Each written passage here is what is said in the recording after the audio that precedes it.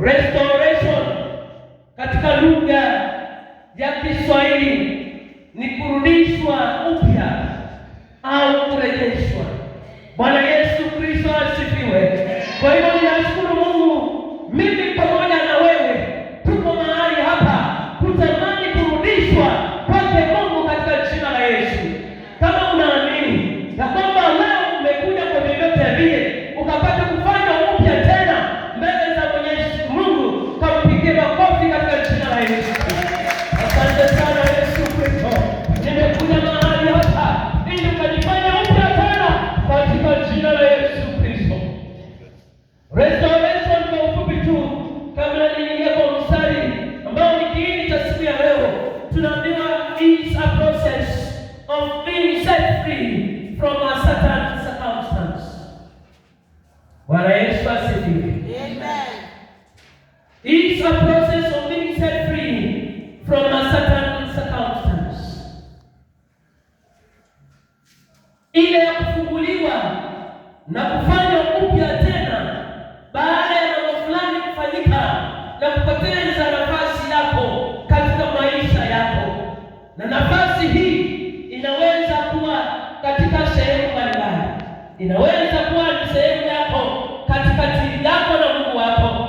Inaweza ikawa nafasi yako katika jamii. Inaweza ikawa nafasi yako katika biashara yako. Inaweza ikawa nafasi yako katika afya ya mwili wako. Inaweza ikawa nafasi yako katika umoja ambao umekuwa ndani pamoja na watoto wako. Restoration. What a powerful title. Restoration. Bwana Yesu Kristo asifiwe. Yaani kumaanisha tukifundishwa tu mambo ya restoration na usikie tu mambo ya restoration na urudishe urejeshwe, hiyo peke yako inaweza ikakusababisha ukapata kuingia katika jina la Yesu. Bwana Yesu asifiwe. The second Chronicle chapter number 7 verse 14 is a very key verse to the process of restoration. Mstari huu wa Mambo ya Nyakati wa Pili, mstari wa 7:14 ni mstari muhimu sana katika maisha ya yeyote yule ambaye anatamani kurudishwa katika jina la Yesu. Mstari huu unakuja kupitia kwa mtumishi wake Mungu Solomon, mfalme, mtoto wa Daudi. Tunakumbuka vizuri sana hapo nyuma, kabla ya ndugu huyu Solomon kupata nafasi ya kuwa kiongozi, baba yake aliyotangulia alifanyika kuwa kiongozi na Mungu mwenyewe. Jehova akampatia mamlaka ya kufanya mambo yote chini ya amri na taratibu zake Mwenyezi Mungu. Lakini kwa kuendelea, baba yake alianguka. Bwana Yesu Kristo asifiwe. So Daudi kwa kupewa nafasi na mamlaka yote na Mungu, kutenda na kutotenda. Kutenda linamaanisha kuna yale aliruhusiwa kupitia kwa mistari na kupitia kwa uongozi wa manabii ambao Mungu aliachilia kuwasaidia wafalme wakati umepotoka. Alifika mahali akakataa, akaachana na maadili ya Mungu, akaua. Damu yake ikafanyika, mikono yake ikafanyika damu. Lakini katika hali hiyo aliendelea kuwa mfalme. Mtumishi wa Mungu alinena mahali hapa asubuhi, pastor wetu wa MCC akasema, do not touch a book by its cover. Yeyote aliyeona mtumishi Daudi akiendelea alidhania ya kwamba Mungu alikuwa bado yuko juu yake. Kumbe Mungu alikuwa amemwacha kwa sababu ya mambo haya ambayo alikuwa ameyafanya, na Mungu hakuwa ananena naye tena mara nyingine. Bwana Yesu Kristo asifiwe. Na sasa katika hali hiyo, mtu ambaye amemwasi Mungu anapata mwana, amemlea mwana, na mwana anafanyika mfalme na damu ya baba yake ndani mwake.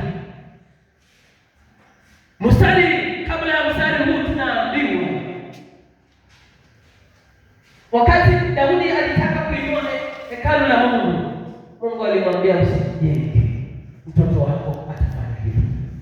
Katika kazi hizo zote, kisoma Biblia, tunaambiwa ya kwamba Solomon alipopata nafasi ya kuwa kiongozi, alifanya kazi yake vizuri. Alikuwa na kazi ya kujenga hekalu la Mungu. Bwana Yesu Kristo asifiwe. Sikia, kila mtu anaweza tu akapata nafasi ya kujenga hekalu la Mungu. Lakini nataka usikie hii. Solomon, kwa sababu Mungu alikuwa ameweka kibali juu yake, akalijenga kanisa la Mungu. Tunaambiwa ukisoma mistari, alifanya kazi hiyo vizuri sana. Bwana Yesu Kristo asifiwe. Kumaanisha in the process hakukuwa na ufisadi. In the process hakulala katika kuitekeleza kazi hiyo. Kama ni michoro alipewa, akafuata michoro. Kama ni matili yalinunuliwa kwa ajili ya kanisa, alifanya hivyo, na hakuna hata matili moja ilipatikana imeshika barabara nyingine ikienda kujenga nyumba ya mtu mwingine mahali popote. Alifanya kazi hiyo ya kuinua kanisa la Mungu vizuri. Baada ya kuinua kanisa la Mungu, pia akajenga nyumba ya mfalme. Kazi akaijenga tena vizuri. Tena Biblia inaniambia alifanya kazi hiyo vizuri. Na tena baadaye akaijenga na yake tena akaifanya vizuri. Bwana Yesu Kristo asifiwe. Amen. Baada ya kufanya kazi hii, mfalme huyu akapata nafasi ya kwenda kuomba, kushukuru Mungu kwa kila jambo ambalo Mungu amemwezesha. Nataka usikie hii. Baada ya kufanya kazi hii yote na kuifanya vizuri, Solomon mfalme alichukua nafasi ya kwenda kwa Mungu, kwenda kumshukuru na kumwomba ni kwa ajili ya watu ambaye Mungu alikuwa ametia katika mikono yake. Alipokuwa katika hali hiyo ya kuomba usiku, Mungu akanena pamoja naye, akashusha mstari huu ambao tumesomewa leo katika jina la Yesu Kristo. Bwana Yesu Kristo asifiwe. Kwa hiyo mstari huu ambao tumeusoma leo ulizaliwa kwa maombi. Mstari huu ni kazi ya maombi. Mungu akamtembelea usiku, akajifungua kwake, akakubali hiyo nyumba ambayo alijenga kama hekalu kukubalika sasa kwa nyumba ya maombi. Kamwambia, katika nyumba hii, wakati nitasimama nikitoa hukumu na watu wakuja mahali hapa waombe jinsi ambavyo tumesoma katika mstari, mambo yote yatarudishwa na kufanywa upya. Bwana Yesu Kristo asifiwe. Changamoto ambayo tunayo sisi kama watu wa Mungu, tunapojaribu kufanya jambo nzuri, unapojaribu kujenga nyumba nzuri, unapojaribu kukamilisha hata kazi ya Mungu nzuri, tunajisahau, alafu tunachukuliwa na hisia za mwili. Tunasikia watu wengine wanasema usiku moja huu ubiri. Sijui kama umesikia statement kama hiyo, lakini huyu mfalme alijua amefanya kazi na amekamilisha, kwa sababu alifanya kazi sio kwa ukamilifu. Anamwendea Mungu kumshukuru Mungu, na Mungu anashuka kwake kwa njia ya kipekee katika jina la Yesu. Bwana Yesu Kristo asifiwe. Njia moja ya kurudishwa ni kurudi kwa Mungu mwenye kupeana, ni kurudi kwa Mungu mwenye kutubariki, ni kurudi kwa Mungu mwenye kutupatia hata hizo nafasi ambazo tumeshikilia. Bwana Yesu Kristo asifiwe. Nafasi uliyoishikilia sikia ni ya mwenyewe na ni Mungu mwenyewe. Na ndio sababu Daudi anapopewa nafasi hiyo kuishikilia, anapoharibu, Mungu anainua mtoto na anaifanya hiyo kazi. Sijui Daudi alikuwa akimwangalia mtoto wake namna gani wakati anafanya kazi hii akiwa ameketi kwa kona. Sijui Daudi alikuwa anamfikiria namna gani, kwa sababu yeye alifika mahali akasahau kumbe kazi hii ni ya Mungu. Bwana Yesu asifiwe. Kuna majibu katika maombi, kuna majibu katika maombi. Nataka sasa tumpigie Mungu wa Solomon mfalme makofi katika jina la Yesu Kristo, kwa kushuka kwake kwa njia ya kipekee na kwa kufungua mstari huu na kusababisha hekalu la Mungu likakubalika na kuwa mahali pa maombi katika jina la Yesu Kristo.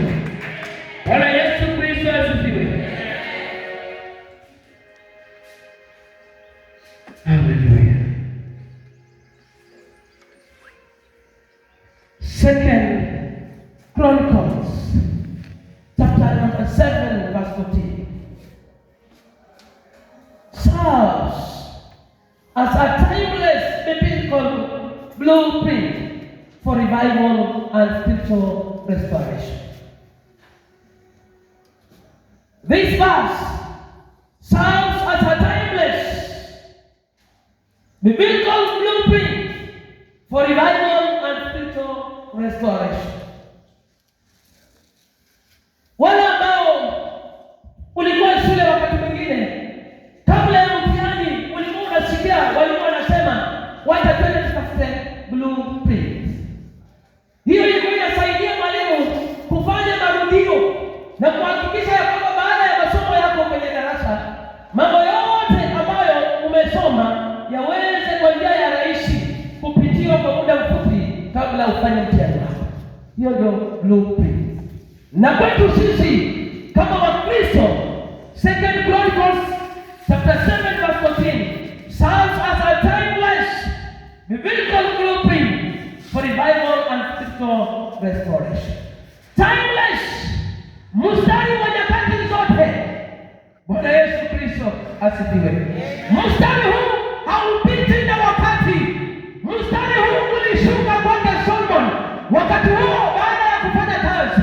Lakini tunaambiwa katika Biblia, kisoma vizuri katika ndani, tunaambiwa it is a timeless blueprint for restoration.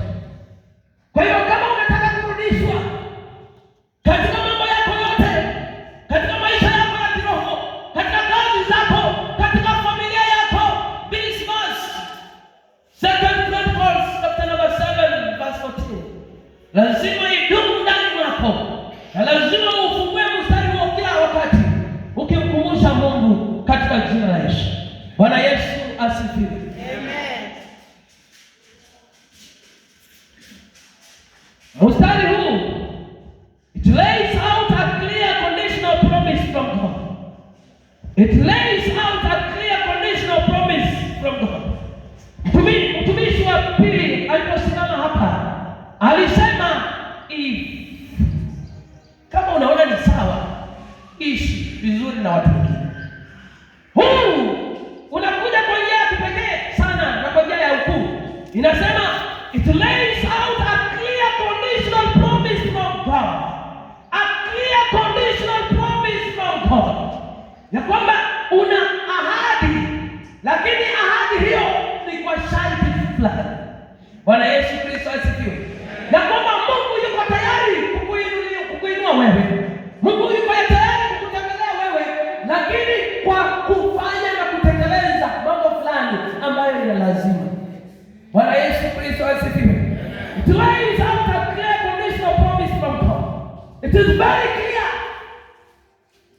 Hiyo condition haijafichwa. Very clear. That says when his people humble themselves. Bwana Yesu Kristo asifiwe. Amen. The condition is, it's a conditional clause. Says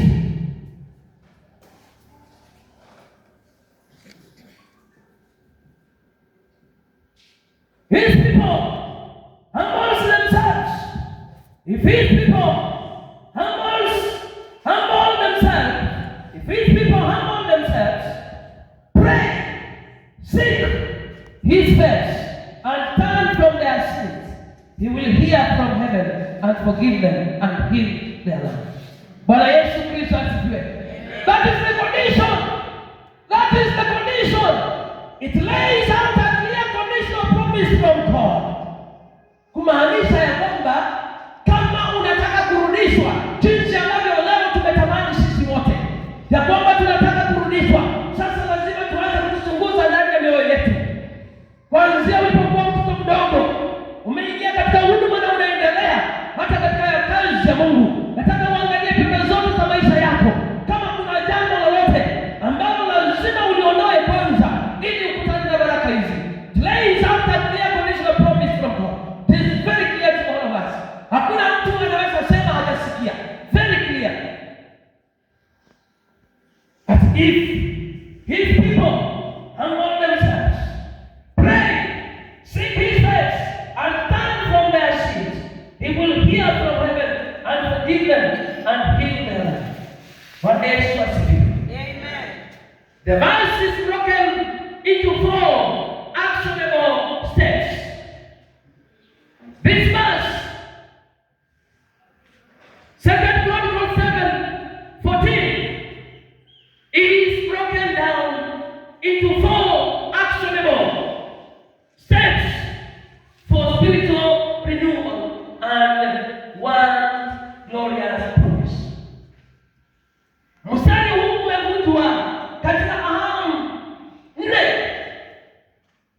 na hizi ahadi zote lazima zitekelezwe ili tukue kiimani na maisha yetu ya kiroho yaendelee kukua, na yale ambayo Mungu amekusudia kufanya katika maisha yetu yakapata kutekelezwa. The first step, number 1, the call to ownership. The call to ownership. The call to ownership. That is the first step. And under the call to ownership, to honor if my people. Under the call to ownership, we have if my people. Ikiwa watu wangu. The call to ownership.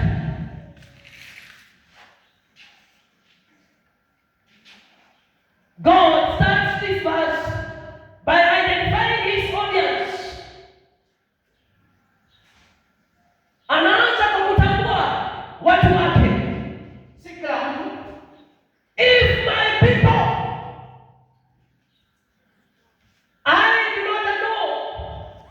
Sijui kama leo Mungu anapokutazama, anapoangalia watu wake akiwa kwenye kiti chake cha enzi na anapotoa hesabu kwa watu wake, sijui kama sisi wote tu miongoni mwa hao watu.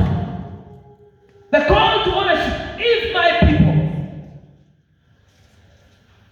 God identifies his audience. He does not address the secular world, the government, or unbelievers. He speaks directly to my people. If my people. Bwana Yesu Kristo asifiwe. Amen. If my people. Wewe ni wanani? Wewe ni wanani? Mimi ni wanani? That is the first step. Lazima tujiulize tukiwa hapa. You have to begin identifying yourself with your creator, with your maker, with your God. Na wewe mwenyewe ndani ya nafsi yako, you know who your God is. Bwana Yesu Kristo asifiwe. Because many times we have come to the gatherings like this. We have worshipped within the gatherings like this. Tumehubiri katika mikutano kama hii. Lakini unapozunguka na kuangalia upande mwingine, kumbe umejifanyia waungu wengine ambao sio Mungu. And when we stand before the altar of God and before the men and women of God, tunainua tukisema tunaabudu Mungu mmoja. Kumbe we are not part of the team of God ambayo Mungu ametambua. If my people, that is where we have to start. It begins there. There is no shortcut. You have to first of all identify yourself with God.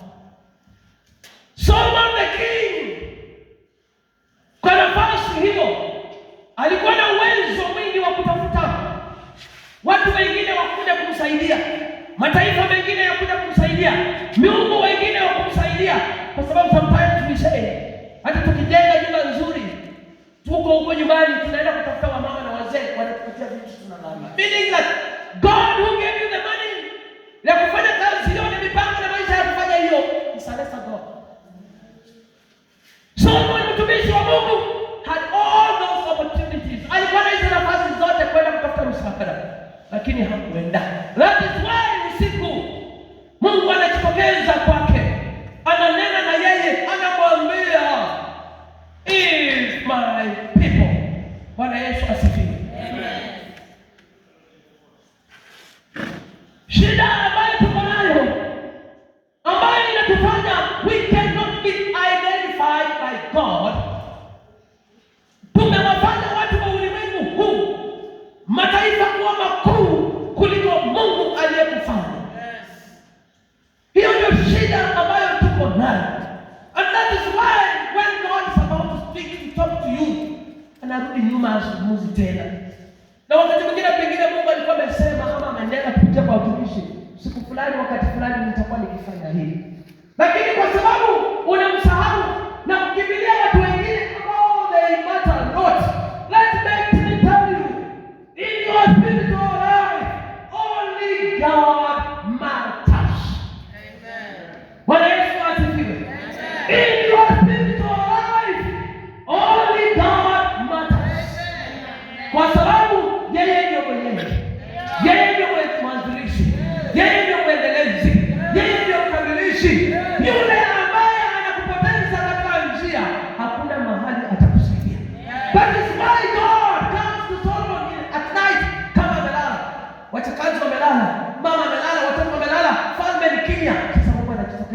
sababu yeye alikuwa mkamilifu.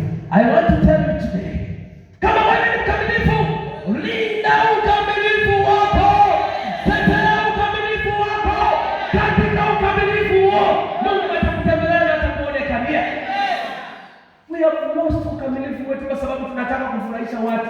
Watu watakupeleka wapi? Wewe ndio take you jamani, watakupeleka wapi? Bwana Yesu asifiwe. Tumeenda kwa matanga, alikwambia kwa mwanadamu mdanganyifu. Na mtegemee mwanadamu amelaaniwa. Amen. Tumeenda kwa matanga kuzika watu ambao ni marafiki wetu, mimi nikiwa mmoja wao. Lakini hatujalinda hata kuwazika hao watu. Tunaenda hata kabla azikwe. Hata ukiuliza alizikwa na mchungaji gani? Hujui. Alizikwa wapi? Kama walifanyia kwa shule, hata hujui. Na huyu ndio mwanadamu ambaye anakushika kukutoa katika maadili ya Mungu.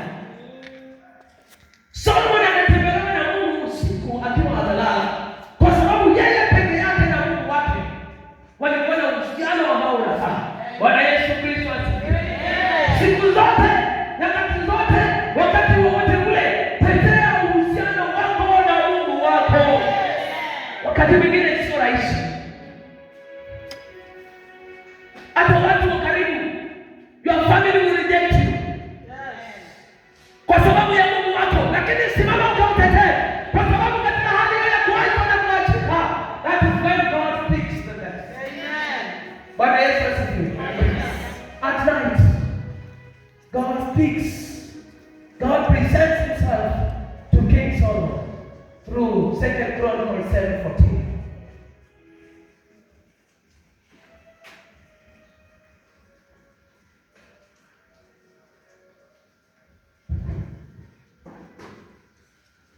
Spiritual awakening and revival always begin with the church. Usikize hilo kwa makini. Spiritual awakening and revival always begin with the church. It must begin with the church. It is the church, but God has manifested himself too. It is in the church that we preach the gospel of God. It is in the church that we praise God. It is in the church, and I want to use this word. It is in the church that we claim we are the children of God. So spiritual awakening, uvivio wa kurudishwa lazima uanze kanisani. And who is the church? You are the church. I am the church. We are the church. Therefore, if you are not part of this process, you are failing God. Because when people look at you, they see your church. When people look at you, they see Sengene Church. When people look at you, they see Goto Church. When people look at you, they see Kamala Church. When people look at you, they see Munyoro, they see Shishwa, they see Rwanda, they see Illusri, all these churches. So you must be part of the process. But spiritual awakening and revival always begin with the church. Kwa hiyo kuna kazi ya kufanya. Not outside of it, not outside. Underline this word, not outside. Kwa hiyo Mungu anakutegemea wewe ambaye uko ndani. Judgment and correction begin at the house of God. Judgment, hukumu inaanzia katika nyumba ya Bwana. Hivyo inatisha. Hukumu inaanzia katika nyumba ya Bwana. Meaning you are seated here, you are here, you count yourself part of the church. Hukumu inaposhuka, inashuka kwanza sisi kwetu ambao tuko katika kanisa. Na ikishuka, listen to me. Hukumu haitakuja siku ya mwisho tu. Inaweza shuka hata wakati bado unaishi. Inaweza shuka baada ya wewe kutoka, lakini hukumu inasomeka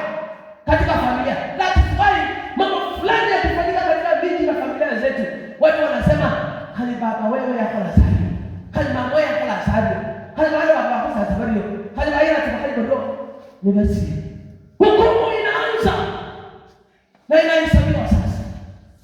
Mimi kwa kila jambo ambalo linafanyika katika mji wako, katika familia yako, katika watoto wako, there must be a source. And that source ndio tumekuja leo kusema sana na Mungu, na tunang'oa leo katika jina la Yesu. Bwana Yesu Kristo asifiwe. Hukumu hii ni hatari.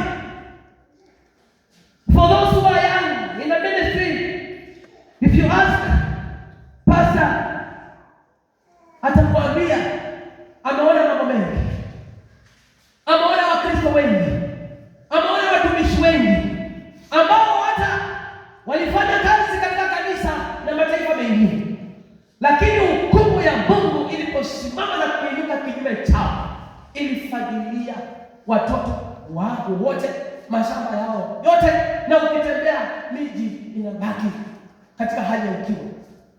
Judgment begins in the church. Na watu ambao kwanza na yake ni hatari sana.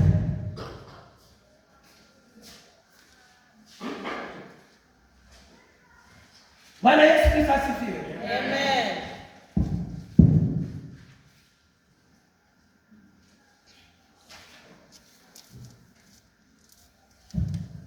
Sasa hata ninafika mahali niseme sasa hata heri yule ambaye hakuingia, kwa sababu siku yake ya kuingia itafika na asikie na awe mkamilifu, kuliko yule ambaye yuko kanisani na atalinda ukamilifu, anangoja hukumu.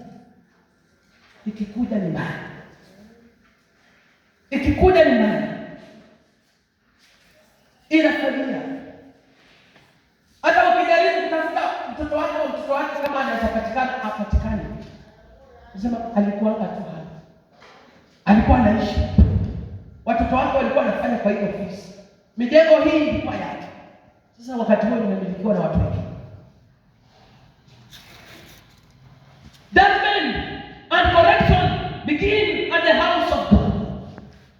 We must take personal responsibility for our own spiritual condition. Ili kukua wewe kama mtu, ili kujiendeleza kiroho wewe kama mtu, itabidi wewe kibinafsi uchukue hatua yako ya kukua. Bwana Yesu asifiwe. Then we must take personal responsibility for our own spiritual condition. Ukingoja mtu mwingine akuja kusaidia kubebe, it may be very difficult, or it will take a very long time before huyo mtu akuja kushika mkono. It is your responsibility as a person to make sure you have spiritual growth. Step number 2, the posture of the heart. Step number 2 of the verse, 2 Chronicles 7:14. The posture of the heart. Under the posture of the heart, you write, humble themselves. Humble themselves.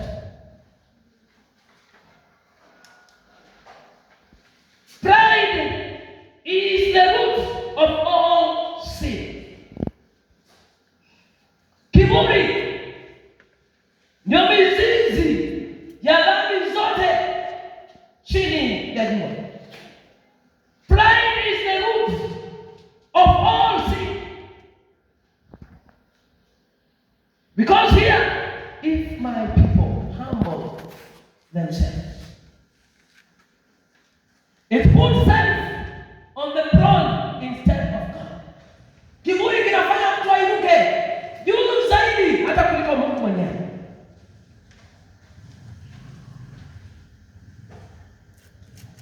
Yaani hata ukitaka kumwambia nini tayari yeye anajua.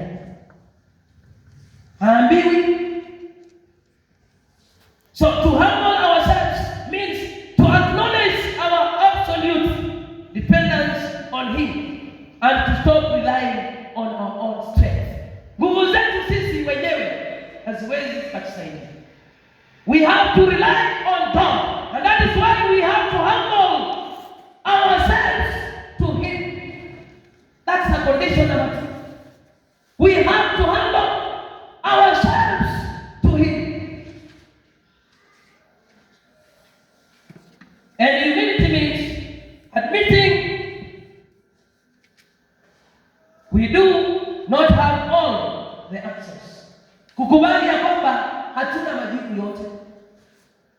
Wewe ukitembea ukisema ya kwamba una majibu yote, unajidanganya. Aliye na majibu yetu yote ni Mungu. It requires laying down our self-reliance and coming before God with teachable,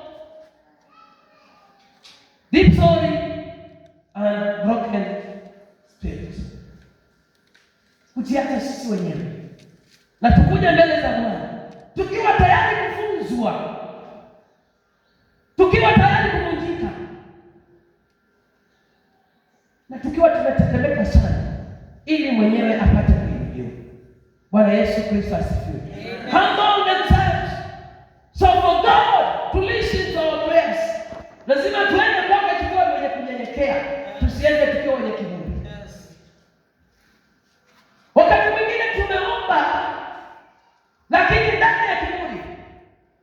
Wakati mwingine tumeongoza lakini ndani ya kiburi. That is why you see many nations and many countries suffering, kwa sababu ya kiburi hata kile cha viongozi wao.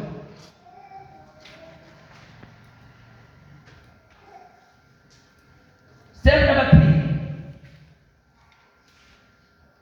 The power of intimacy. The power of intimacy. Under the power of intimacy, and pray and seek my face. And pray and seek my face. Kuomba na kutafuta uso wake. Anatuambia prayer is more than just a list of requests. Watu wengi wanaenda kuomba Mungu kwa sababu kuna matarajio na mambo fulani wanataka Mungu awafanyie. Prayer is more than just a list of requests. It is a communion with the Creator. Ni uhusiano wa karibu, mahusiano ya karibu na Mungu wako. Yaani maombi yanakusaidia uwe na ukaribu sana na Mungu wako. Sio tu kwenda kusema nataka mtoto wangu ajirie kazi, nataka mtoto wangu asome apite mtihani. Prayer inatusaidia tuwe na uhusiano wa karibu sana na Mungu wetu. Bwana Yesu asifiwe. Seeking God's face means pursuing Him, pursuing His presence rather than just His hand or His blessing. Kutafuta baraka zake, pursuing His presence rather than just His hand or blessing. Mara nyingi sana sisi, and that is why maombi yetu hayajibiwi. Tunaenda kwa Mungu wakati tunataka kubarikiwa mahali fulani. Tunaenda kwa Mungu wakati tunataka kupanda mashamba yetu. Tunaenda kwa Mungu wakati mvua imebaki huko juu. Lakini hatuendi kwa Mungu ili kumfanya Mungu awe pamoja nasi kila wakati. So seeking God first means pursuing His presence rather than just His hand or His blessing. Hapo ndio sisi wengi tuko. Wakristo wengi tuko hapo. Hata ukiwa kwa barabara hauna dakika chochote za kumwambia Mungu. Ninashukuru Mungu kwa sababu kuna watu hata wakati wako ndani ya gari wanasafiri. Kwa sababu wakati mara nyingi unasafiri katika gari, hauna jamaa yako, ni wewe peke yako na watu ambao hawajui. Kwa hivyo kuongea hakuko sana. Hiyo ndio nafasi nzuri sasa ya kunena na Mungu wako. Wengine you are traveling from Kakamega na unaenda Nairobi. That is the time kumwambia Mungu. Uko peke yako sasa kwa ofisi yako, watu wako na una shughuli nyingi. Hiyo ndio wakati sasa wa kwenda kumwambia Mungu, unaenda pamoja na Mungu. Wakati umelala usiku, jinsi ambavyo Solomon aliomba Mungu akiwa amelala usiku. Bwana Yesu asifiwe. Tukitaka Mungu atusikie na ajibu maombi yetu, lazima tukue nafasi ya kufanya Mungu kuwa sehemu yetu na sio kumtafuta Mungu kwa sababu tunataka tu atusaidie kwa mambo fulani. why they say revival requires intentional time spent in prayer. Revival requires intentional time spent in prayer. Revival, urejesho, kufanyika upya tena, kunahitaji ufanye maamuzi ya kutenga muda na Mungu. Yaani maamuzi, ule muda hauko kwa kalenda yako. Unajua kalenda yetu ni Sunday kanisani. Kalenda yetu ya maombi ni Alhamisi. Kalenda yetu ya maombi ni maombi ya jioni. Lakini revival, urejesho, kufanyika upya, tunasema revival requires intentional time spent in prayer. Unatenga muda wako hata kama una nafasi. Unasema leo siku hii sitaingia kazi. Leo siku hii sitafungua biashara. Leo siku hii sitaenda mahali pengine popote. Nitabaki katika nyumba yangu nikinena na Mungu wangu. That is the beginning of revival. It means turning away from the distraction of the world. Sometimes nimewahi sema hivi hapo na nataka kurudia. Tumeenda kwa maombi ama tunaenda kwa maombi. Kwa mfano tunatoka hapa tunaenda maombi Migori. Mumeingia kwenye gari, mnaenda katika maombi. The question I ask myself, what conversation, ni mambo gani tunaongea katika gari hilo wakati tunaenda katika mikutano ya maombi? Tukishaenda kwenye maombi tunarudi tena. The question I want to ask, which conversations, mambo gani tunaongea wakati tunatoka katika maombi? Unaangalia wakati mwingine unashangaa, these the people ambao wamekuwa kilia na kunadua mbele za Mungu. Na ndio sababu anatuambia revival, it means turning away from the distractions of the world. Dunia, marafiki na watu wanaweza kusababisha usipate nafasi ya kuomba vizuri kwa Mungu.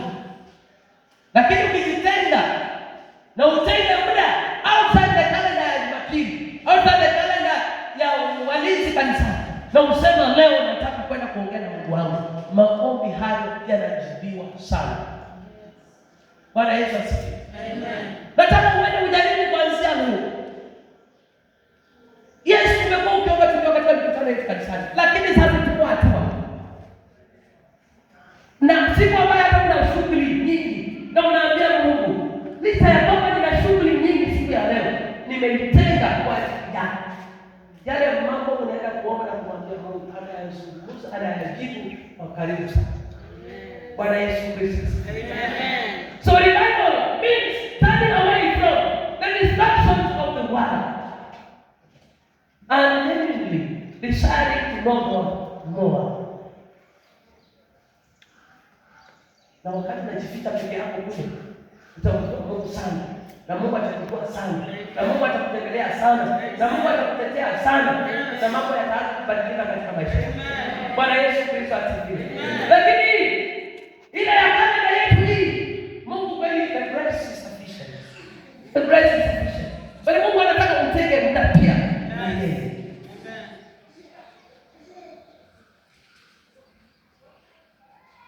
Number 4.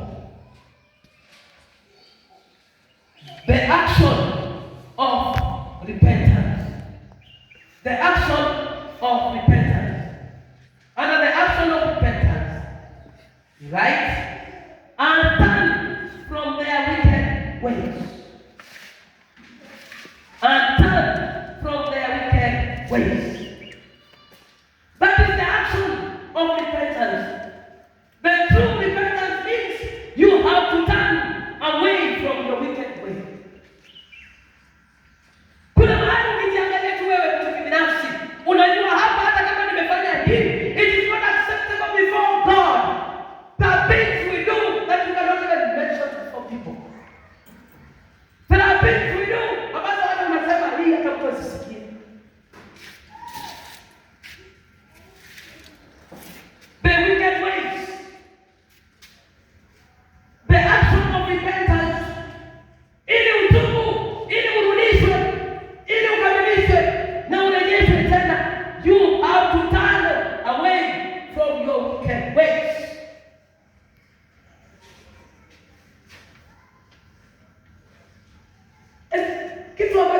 imetupoteza sisi kama Wakristo.